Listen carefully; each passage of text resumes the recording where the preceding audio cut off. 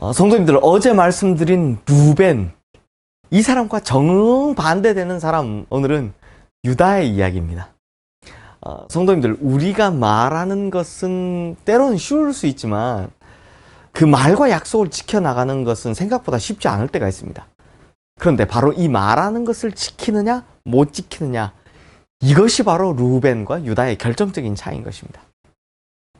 이제 아버지 야곱이요, 다시 애굽에 가서 양식을 사오라 라는 말에 형제들은 애굽 총리의 명대로 베냐민도 데려가야 한다라고 말합니다.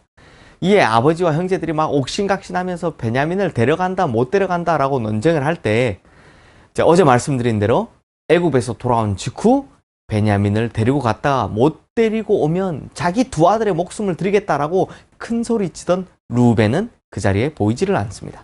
오히려 넷째인 유다가 나서서 십자가를 집니다. 오늘 본문 앞장인 창세기 43장 8절에서 9절 말씀입니다. 유다가 그의 아버지 이스라엘에게 이르되 저 아이를 나와 함께 보내시면 우리가 곧 가리니 그러면 우리와 아버지와 우리 어린 아이들이 다 살고 죽지 아니하리이다. 내가 그를 위하여 담보가 되오리니 아버지께서 내 손에서 그를 찾으소서. 내가 만일 그를 아버지께 데려다가 아버지 앞에 두지 아니하면 내가 영원히 죄를 지리이다. 그런데 참 신기한 것은요, 루벤이 그렇게 큰 소리를 칠 때는 들은 척도 하지 않았던 야곱이 유다의 말에는 그러할진대 이렇게 하라 라고 허락을 해줍니다. 그리고 유다가 이 말을 지키는 결정적인 장면이 바로 오늘 본문에 나옵니다. 요셉이 계략을 짜죠. 그의 집 청지기의 명에서 양식을 주고 돈도 돌려주되 베냐민의 자루에는 은잔을 넣어두라 라고 합니다. 그리고 나중에 막 쫓아가서 도둑 취급을 하는 겁니다. 우리 주인의 은잔 훔쳐갔다고.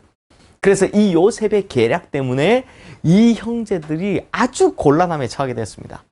그런데 오늘 본문 창세기 44장 14절 이하에 보면 애굽의 총리 대신 요셉과 대화할 때 그의 형제들 중에서 누가 대표로 이야기를 하고 있는가, 이걸 볼 수 있습니다. 그게 누구냐? 바로 유다입니다. 이게 무슨 말이냐? 아버지 야곱을 설득시켜 베냐민을 데리고 오면서부터 유다가 그 형제들의 대표성을 가질 만큼의 위치에 오르기 시작했다는 겁니다. 그런데 문제는 하필 베냐민이 걸린 겁니다. 당연하죠. 요셉이 그렇게 만들어 뒀으니까요.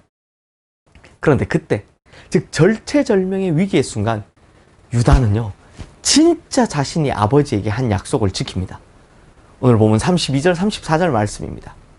주의 종이 내 아버지에게 아이를 담보하기를 내가 이 아이를 아버지께로 데리고 돌아오지 아니하면 영영이 아버지께 죄짐을 지리이다 하였사오니 이제 주의 종으로 그 아이를 대신하여 머물러 있어 내 주의 종이 되게 하고 그 아이는 그의 형제들과 함께 올려 보내소서. 그 아이가 나와 함께 가지 아니하면 내가 어찌 내 아버지에게로 올라갈 수 있으리까? 두렵건대 제 해가 내 아버지에게 미침을 보리이다. 이 긴 이야기를 한마디로 요약하면 자신이 베냐민 대신해서 잡혀있겠다라는 것입니다.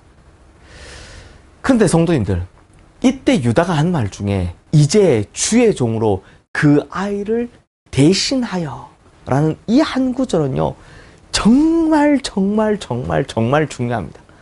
왜냐하면 이것이 바로 대신 구속되겠다, 즉 대속이기 때문입니다. 지금 이 말은 유다가 베냐민의 대속 제물이 되겠다라고 자청한 것이기 때문입니다. 사랑하는 성도님들, 유다는요, 흠이 없는 인물이 아닙니다. 흠과 점이 많다 보니 회개해야 제대로 된 인간이 되는 사람입니다. 이렇게 보면 요셉과 참 비교가 되죠.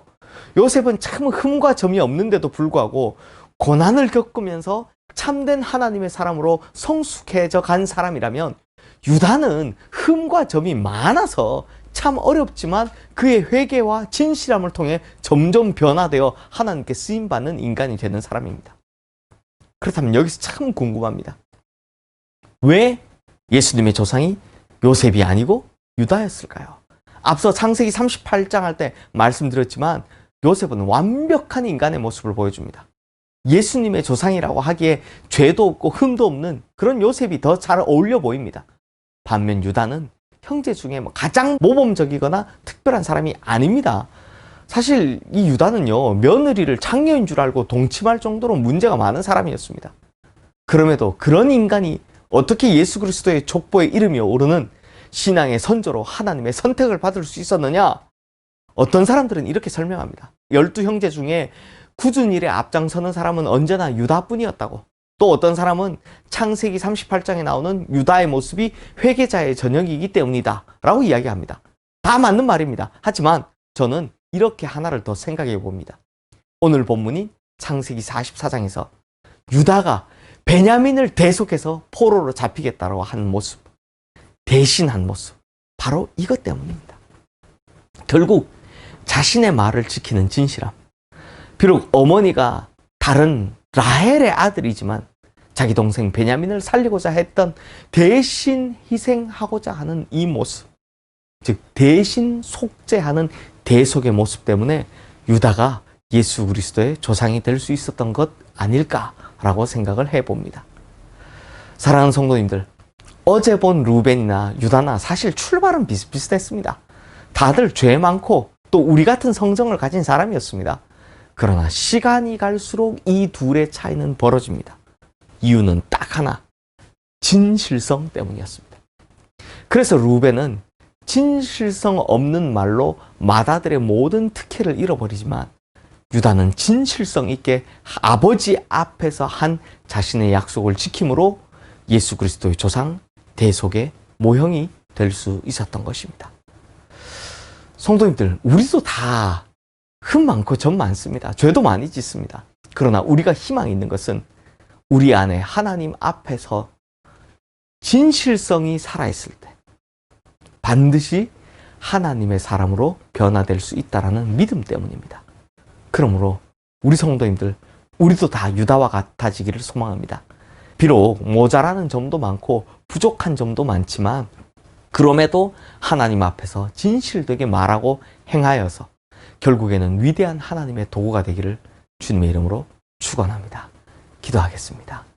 하나님 아버지, 우리 참 흠 많고 점 많은 존재들입니다. 죄 많이 짓는 사람들입니다. 그럼에도 우리가 지켜야 할 한 가지가 있다면 그것은 바로 진실성 아니겠습니까? 하나님 앞에 섰을 때 늘 진실하게 하여 주시옵소서. 하나님 앞에서 우리가 절대 거짓말하지 않고 우리가 말한 것들은 반드시 지켜나가는 진실된 자 되게 하여 주시옵소서. 이러한 유다를 하나님께서 큰 정말 인물로 예수 그리스도의 조상으로 삼아주신 것처럼 우리 또한 진실성 때문에 하나님 앞에 크게 세움받는 그런 사람들 다 되게 하여 주시옵소서. 예수 그리스도 이름으로 기도드리옵나이다. 아멘.